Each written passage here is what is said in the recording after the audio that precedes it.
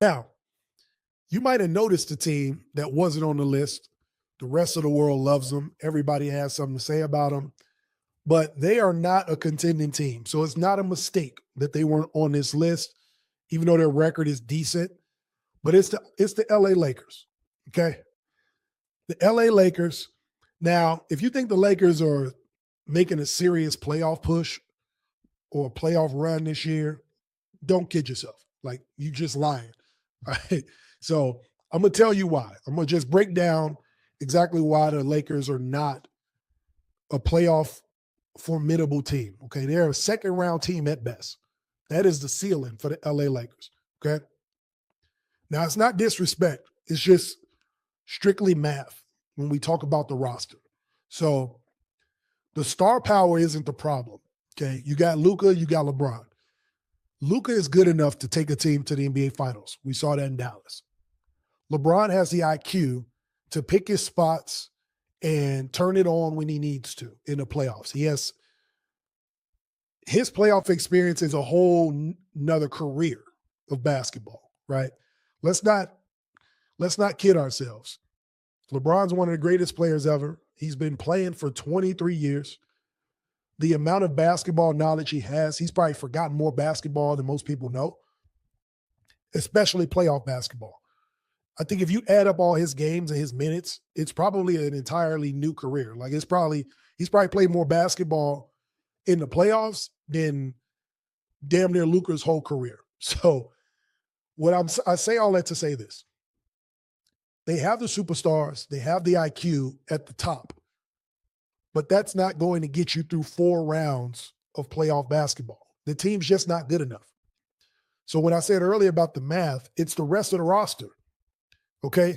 You got those 2 guys to worry about. Austin Reeves. Teams are going to they're going to force Austin Reeves to be the number 1 guy. Right? Obviously, you can't stop the great ones. Luka will get his. But we're going to force Austin Reeves and the rest of these guys, Jackson Hayes, Marcus Smart, like, they're going to force those guys to beat them. And this team is just not good enough. Defensively, they're not good enough. And when you drop off the top 3 guys, they have nothing else. So it's not a disrespect to their team. Their roster is just not built to get past the second round of the playoffs. So they're going to be battling for a play-in spot here in a couple weeks. And when it gets to that point, I don't want y'all coming back to me and saying, oh, Jay, you hating on the Lakers. You don't know what you're talking about. I simply know basketball, and I'm watching the way this season is going to go. And I see the lack of defense, and I see the lack of, playing in clutch moments. We don't know if Luka's 100% or not. Like, the big 3, if you want to call them that, are in and out of the lineup. Do we have enough time to get some cohesion for them to even be ready for a playoff push? We'll see. So the supporting cast is so inconsistent, it's hard for me to trust that this team can do anything in the playoffs. All right. Then you got the reality of the Western Conference. Okay. So you mean to tell me you think the Lakers are better than any of those teams we had in the power rankings? OKC, the Spurs, the Nuggets, Minnesota. No. Even Houston. They're not better than any of these teams. I cannot see the Lakers beating any of these teams in 7 games. So how are they going to make a playoff run past the second round?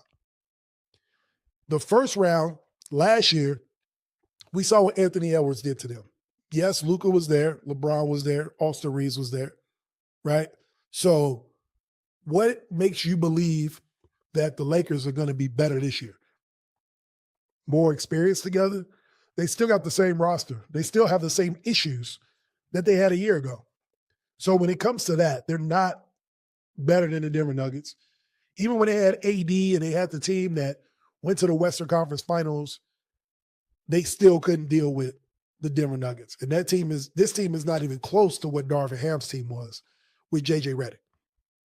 Oklahoma City Thunder, nothing needs to be said about that. We know what this team is. Even LeBron said it in the interview, that is a championship level team, and we're not, right? That is a team that is flowing on all cylinders. They know how to win a series. They could probably sweep the Lakers or beat them in 5. Okay. The Spurs, They have no answer for Victor Wembanyama. Stephon Castle is a dog. I love the way Stephon Castle plays. He's one of my favorite young guys in the NBA to watch.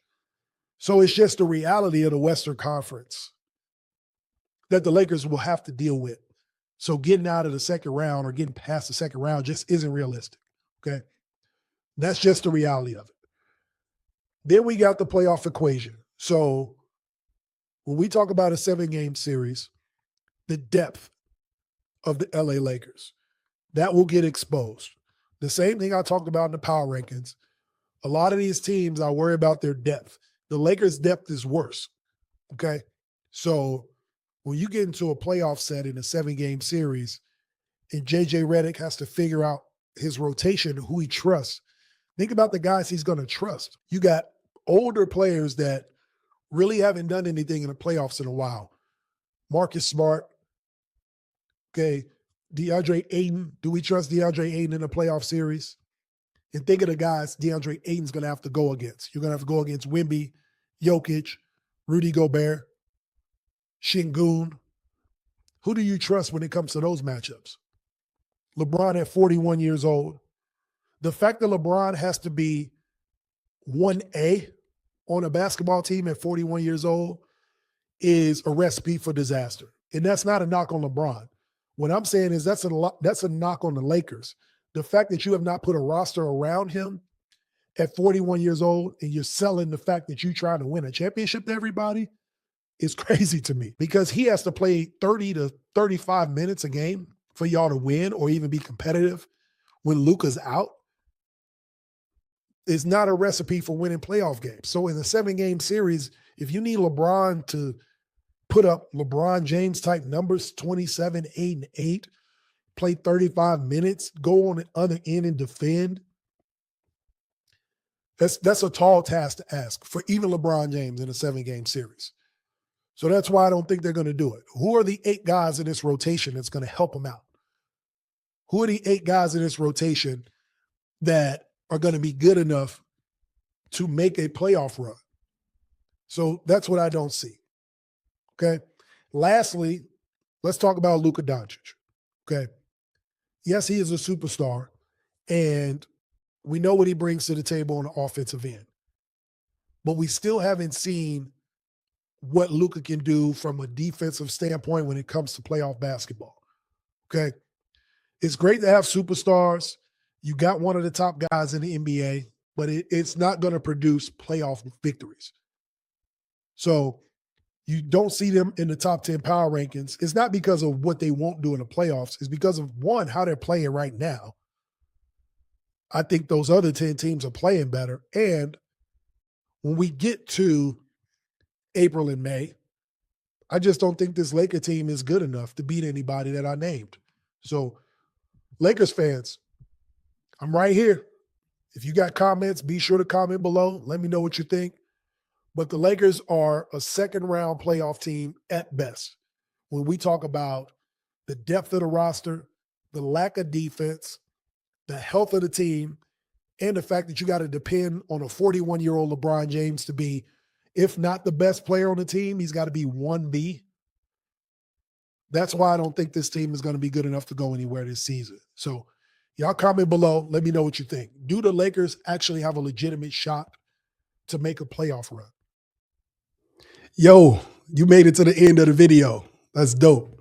We basically family now. If you love watching real sports talk with unbiased takes, be sure to click on the logo and subscribe for more.